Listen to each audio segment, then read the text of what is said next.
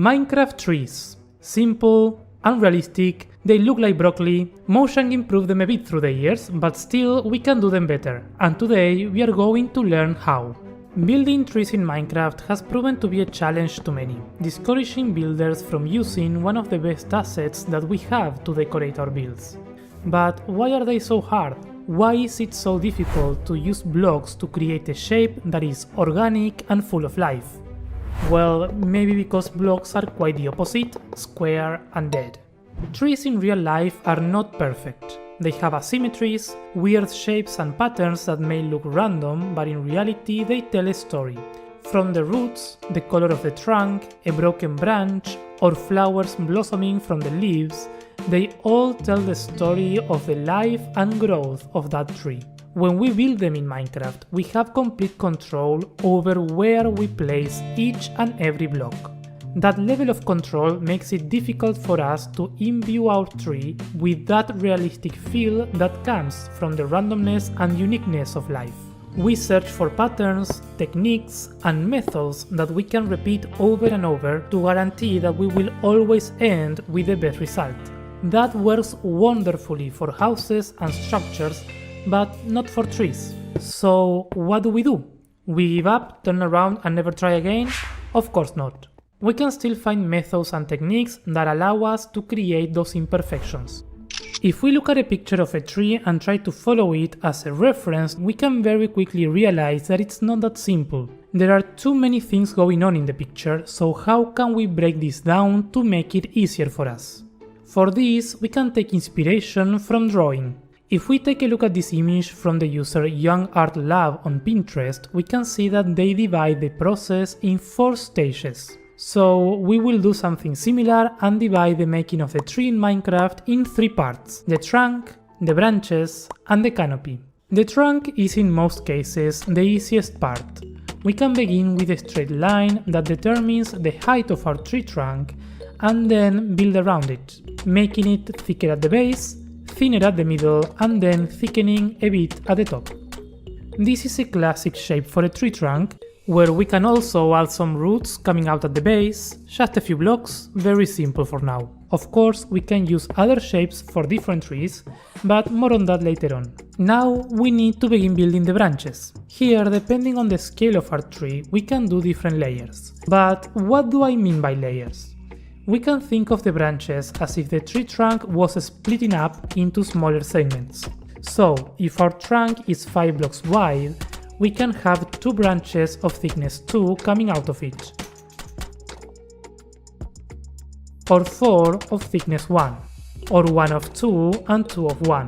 You get the point. How you decide to make the splitting is up to you, and it can vary depending on the tree that you want to build. Just keep in mind that they should always be thinner than the original trunk they come from. Then from each of these branches we can do the same and split again. This would be the second layer, where from a branch of thickness 2 we can have 2 more branches coming out of it of thickness 1 each of them, and so on. However, if our branch is of thickness 1, the splitting of it gets more complicated because we need to use smaller blocks, and for that we have a couple options. The easiest is to use fences. Branching out with fences works wonderfully, as it's very simple to do and it has this pattern in the connection that looks like wooden sticks.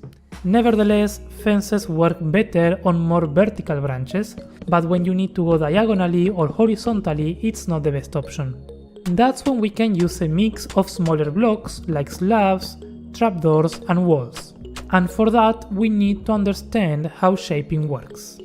We can separate these branches into horizontals and verticals. For the horizontals, we can use a mix of slabs and trapdoors to get something that begins a bit thicker and thins out as we move to the tip of it. If we apply it to the tree, we could get something like this that expands the tree to the sides.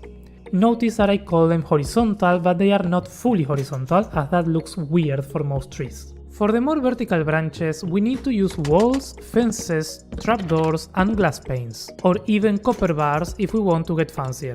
So combining these, I will show you how to get smaller branches that go up vertically. For example, if we get 2 walls and then 2 more walls diagonally, we can connect them using trapdoors here and here. Or we can connect them using glass panes or even the new copper bars. Out of these 3 options, the copper and the glass panes look a bit thicker while the one with trapdoors is a bit thinner. Then if we extend this design and do a step of 3 instead of 2, we can use bars and then trapdoors to get something like that. And even combining the glass panes with the bars at the front, we can get something that looks more solid. And of course, if we need them to be longer, we can extend this one by repeating the pattern and connecting each step in a similar way to maintain the thickness. I like to think of this branch design as a 1.5 thickness, which means that it goes between 2 block branches and 1 block branches. Now, if we need them to be thinner, we can just use trapdoors at both sides of the connections, which is very simple both for a 2-step or a 3-step and so on. This one would be a 0.75 thickness branch, or something close to that. It doesn't really matter. What matters here is that it's a bit less than a full block. For even thinner branches, we can do the same thing, but with fences instead of walls. Just place them diagonally and connect them with trapdoors. Or the thinnest of all would be just using trapdoors in this way.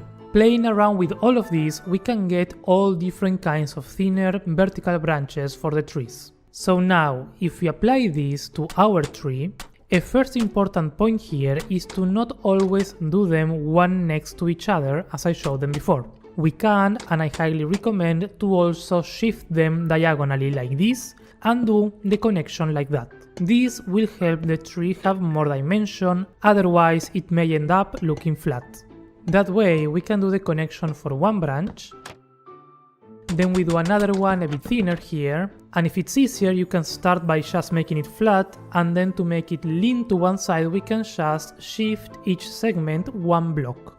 On the top of this one we can then split again, doing a 2-step to this side, and then the same to the other side. Then we connect them with trapdoors just like that. And from the top of this one, now we can use fences and trapdoors to get the thinner ones going up.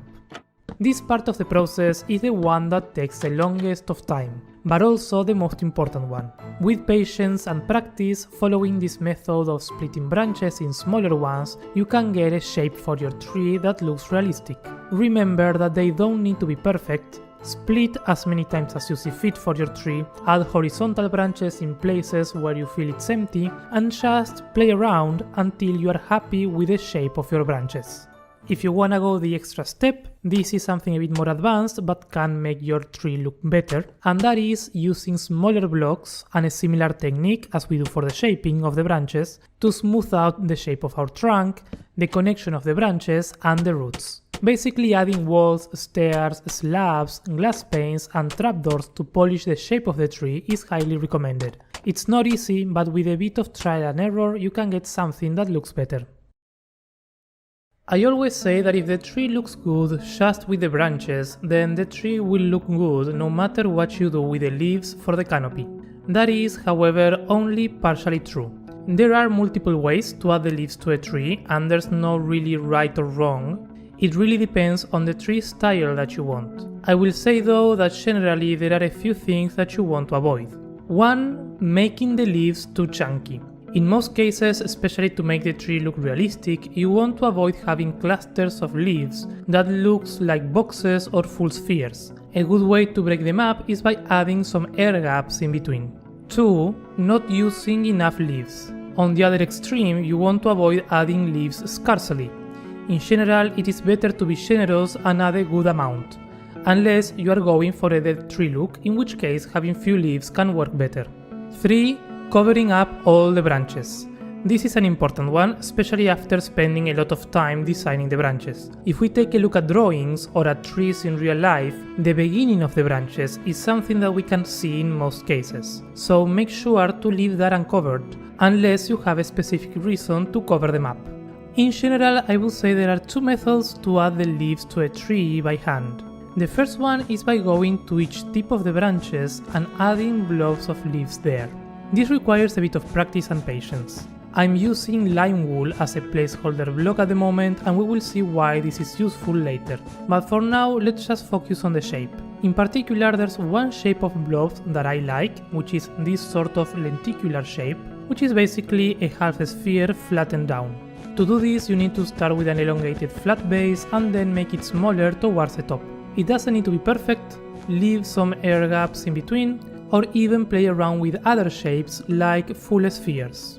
I also like adding small leaves in diagonals to the sides or going down, but that's just a style preference of mine. This method is great, but it relies heavily on having a good branch system done beforehand, and the end result will vary a lot depending on how you do the blobs. If you want to have a bit more control over the general shape of the canopy, then we can use this second method, where we basically draw the outer outline of the canopy, generally connecting the extreme of the branches or even going further out. This is useful when we are following a reference picture and we want our tree to look more similar to that. So basically we begin drawing lines, connect them in different directions until we kinda have a shape that we like. Then once we have the outline, we just need to begin filling this in. For that, we can do something similar to the first method and add blobs with air in between, but just make sure to connect everything and not go beyond the outline that we settled on. So you can see now how different methods give us very different tree styles. Once we have the shape in place, we need to paint it. Beginning with the leaves, something that really helps make the tree look better and more full is using a small leaf gradient. You can change some of these, but this is a solid and basic start. In my case, I will only use these three for the tree from birch to azalea. Then we will go to our tree, and what I like to do is to add some of the birch right underneath the lime wool. Not everywhere, just doing it a bit randomly in lines of 2 generally works really nice. You can think of this as the shadow of the leaves. Then I'm going to skip the oak leaves, and at the top of the lime wool I will add some azalea leaves, in a similar way as before. Maybe these ones can be a bit more sparse and we can even mix in some moss in there. Then at last we will replace the lime wool for the oak leaves. We can do this by hand or by assisting ourselves with tools like Axiom or World Edit. Once that's done, if we use some moss, we can add some grass on top of it to make it look even fluffier. Then if we want, we can also add some color variation to the trunk and branches. In general, a mix of mud and tuff is good, so I will add a bit of that, and that way we get our tree finished. Of course, we can even go an extra step and add floating candles as falling leaves. As for the color of the leaves, you don't need to always use leaf blocks. If you want to achieve a different color, you can use, for example, a yellow gradient like this one. Change the trunk to diorite and pale wood and we can get a more autumn-like looking tree. It's worth mentioning that for certain types of tree, the overall process varies slightly. In particular for spruce or pine trees, even if in concept the process is the same, you can see how the trunk would, for instance, need to be taller and thinner, the branches would need to be more horizontal, and the leaves would follow them from the trunk to the tip. Or for a willow tree, you can start with the same trunk and branches from before, but when it comes to the leaves, we would need to make the blobs elongated in the other direction to give it a droopy effect. Or if you want cherry trees, which tend to have more bonsai shapes, we need to focus more on the curves of the trunk in the first step. Add the branches as usual, and for the leaves, using the blob method with larger clusters will give us a nice looking cherry tree. Conveying movement in Minecraft is a bit tricky, but trees are a great way to create a sense of wind for our landscapes. You can do this as easily as having a regular tree and add floating leaves on a diagonal, just like this. Having all the floating leaves leaning to one side will trick our brain into thinking that the wind is blowing in that direction. Or if you want to get fancier, you can design the trunk from the beginning as if it was being affected by the wind. This is probably the most difficult effect to achieve, and you can assist yourself with candles or floating carpets. But if it's done correctly, the result will be epic. All of this is great for small to medium scale trees. But when they get larger, we need to begin using tools like Axiom or World Edit to speed things up. And even though the process and the steps are very similar, there are some crucial differences which deserve a video of its own. So please let me know in the comments if that's something that interests you, and I can make a video to show you how to apply all this on a larger scale to create some of the trees you've already seen. But for now, that's going to be everything. Condensing my ways of building trees has been a true challenge, so I hope you found the video useful and learned something new today. Don't forget to like the video and subscribe. This has been Calvin, and I will see you in the next one. Bye bye.